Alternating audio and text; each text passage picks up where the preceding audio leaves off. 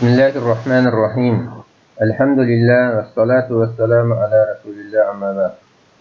Hadisler toplumu. Musafir namazı ve namazını cemi kılış, yani birleştirip okuş. 1932. hadis. Yahya ibn Yazid Munai mundaqdaydı. Men Enes ibn Malik radıyallahu anhu'dan namazını qasr qilishda qo'rliq so'ragan edim. U Peygamber sallallahu aleyhi ve sellem 3 mil yoki 3 farsakni yiroqqa safar qilsa namazını qasr qilib 4 rakat namazını 2 rakat o'qiydi deb javob berdi.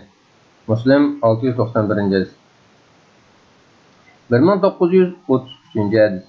Malik'e yetişçe Abdullah ibn Abbas radıyallahu anhuma Mekke bilen Taif, Mekke bilen Usfan ve Mekke bilen Cidde arlıqdaki musafirga teng kelgidek yerlerge safar qilganda namazını qasr qilib o'qigan ekan. Malik bu musafir 4 burtqa teng keladi deydi. Burt taxminan 130 kilometr. 1934. hadis. İbn Abbas radıyallahu anhuma'da rivayet kılındı ki Peygamber sallallahu aleyhi ve sellem Medine'den Mekke'ye safar kılıp çıkkanda namazını qasr qılıp o'qigan ve halenki Peygamber sallallahu aleyhi ve sellem'nin uçaqda bütün alemlerinin perverdigar Allah Ta'ala'dan başka hiç kimden korkunçu yok idi. Elbani Seyyidigen. Tirmizi 547. hadis. 1935. hadis.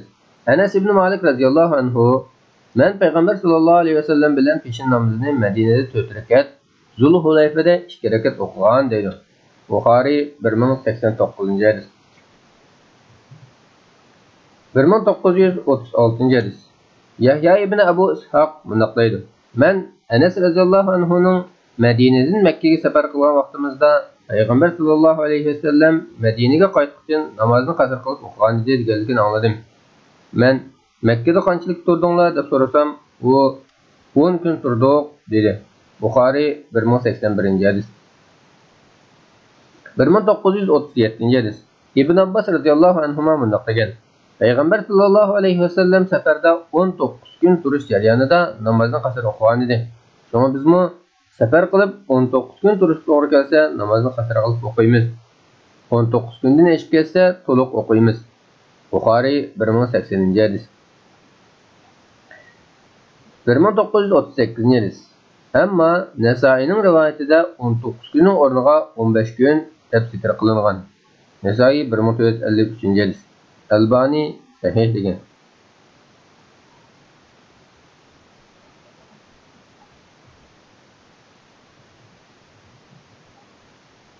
1940. hadis. Yani bir rivayette o 7 gün turish jarayonida namazını qasr qilib o'qidi deyilgan. Abu Davud 1230. hadis. Elbani sahih degan.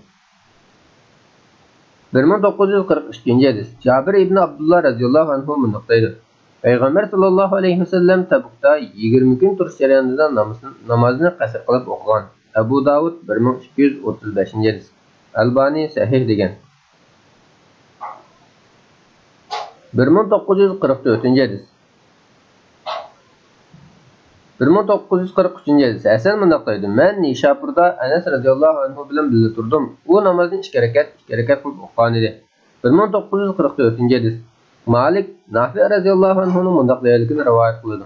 İbn Ömer radıyallahu anhuma Mekke'de 10 kishi turdi. Bu jarayonda namazını qasr qiladi. Ammo imomga iqtido qilsa to'liq o'qiydi.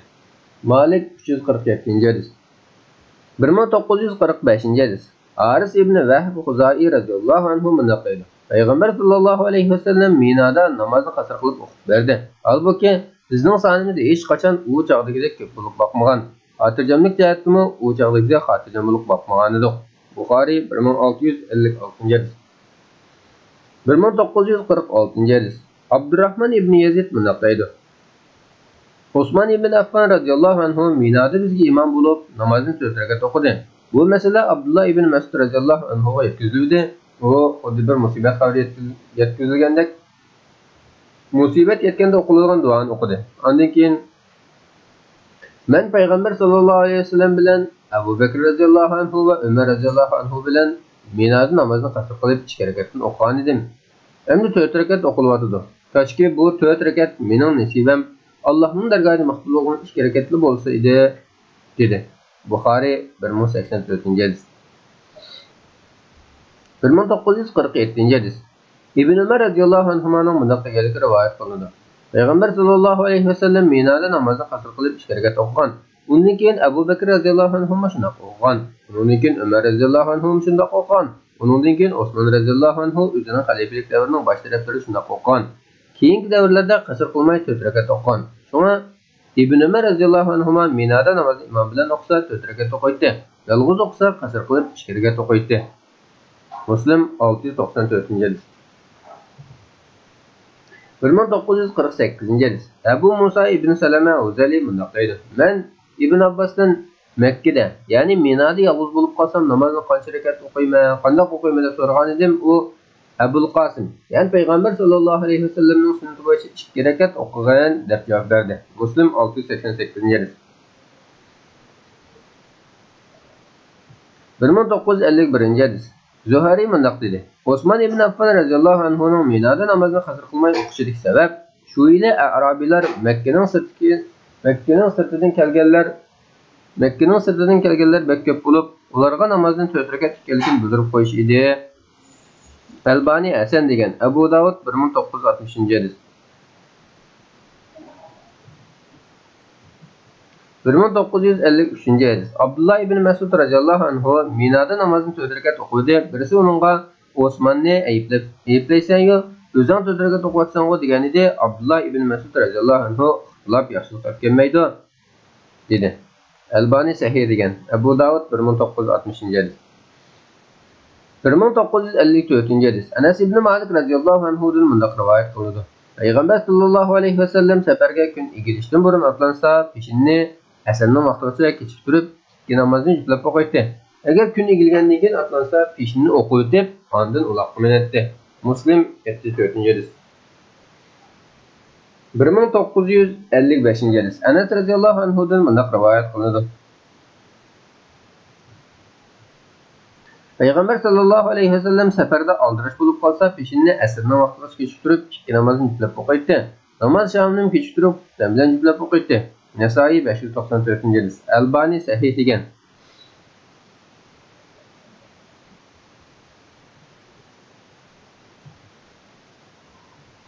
1957-hadis. Muaz radhiyallohu anhudan bunday rivoyat qilindi.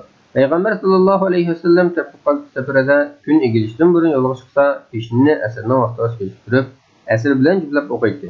Kun egilgandan keyin yo'lga chiqmoqchi bo'lsa, asrni oldiga surib, peshin bilan juplab o'qiydi, ondan yo'lga chiqadi. Shomdan burun yo'lga chiqsa, shomni kechib turib, bilan juplab o'qiydi. Shomdan keyin yo'lga chiqsa, xutbani oldiga surib, shom bilan juplab o'qiydi. Albani sahih degan. Tirmiziy 553-hadis. 1958-hadis. Ali radhiyallohu anhu safarda bo'lsa, kun petib, olamni qorong'u besiq asqalg'isi mang'atdi. Ondan keyin uloqdan tushib, shomni o'qib, kechki tomqini yeydi. Ondan xutbani o'qib yo'lga chiqadi. U payg'ambar sallallohu alayhi vasallam mana shunday qiladi deydi. Abu Davud 1234-hadis. Albani sahih degan.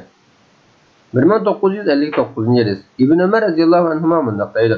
Payg'ambar sallallohu alayhi vasallam Muzdalifada shom bilan xutbani juplab o'qigan bo'lib, har biriga ayrim takbir tushirgan edi. Bu ikki namozning orasidami va u ikkisidan keyinmi hech qanday namoz o'qimagan.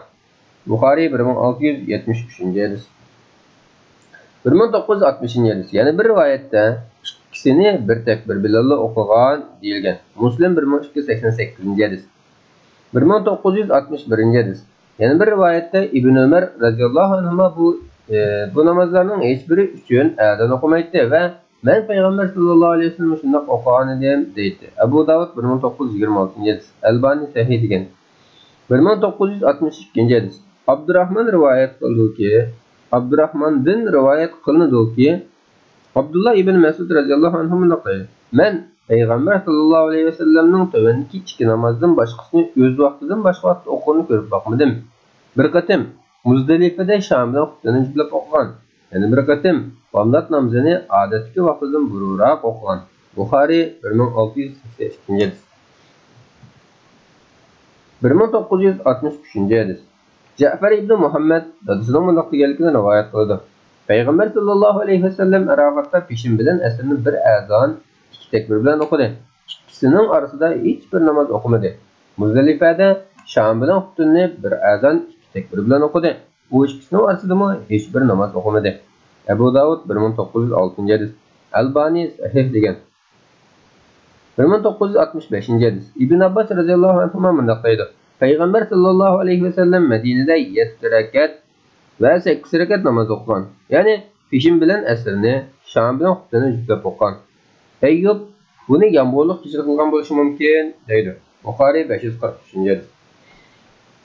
1966 hadis. İbn Abbas radhiyallohu anhu mundaq deydi. Men Payg'ambar sallallohu alayhi vasallam bilan 8 rakatni bir juplab, 7 rakatni bir juplab o'qidim. Ya'ni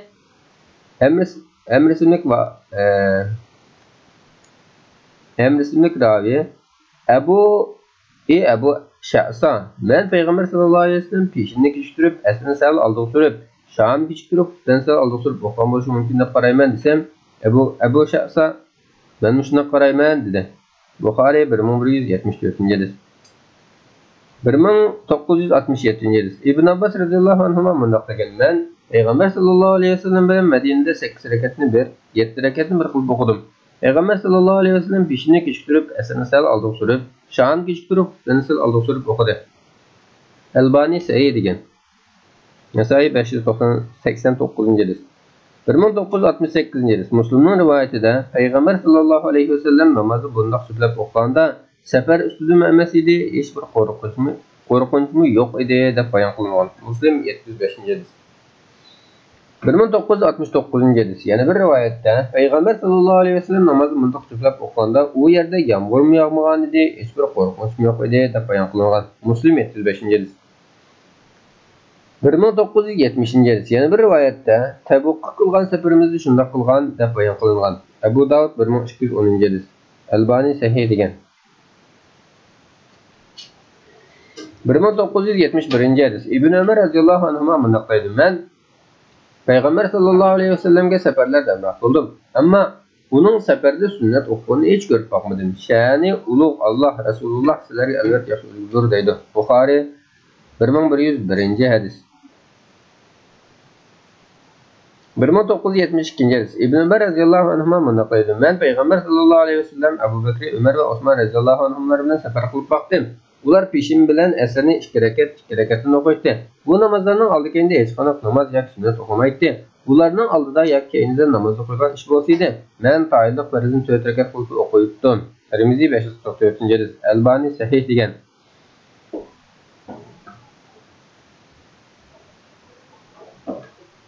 1976 hadis. Umayya ibn Abdullah ibn Khalid ibn Umar radhiyallohu anhumaga Qur'on Karimdan o'z yurtimizda o'qiydigan namoz bilan xavf namozni qanday o'qilganligini o'rgandik. Lekin safar namozi haqida hech qanday oyat topolmadik dedi.